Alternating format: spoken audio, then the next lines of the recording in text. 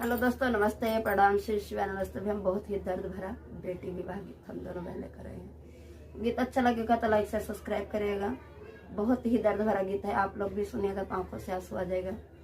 और अच्छा लगेगा तो लाइक से सब्सक्राइब करेगा, फलाज के साथ सपोर्ट करेगा। हेलो दोस्तों, मैं कंचन अपने यूट्यूब चैनल पर सभी का स्वागत करती हूँ। दोनों में बेटी विवाह गीत लेकर आए। गीत अच्छी लगे तो लाइक से सब्सक्राइब और कमेंट करके जरूर बताना गीत कैसे लगे।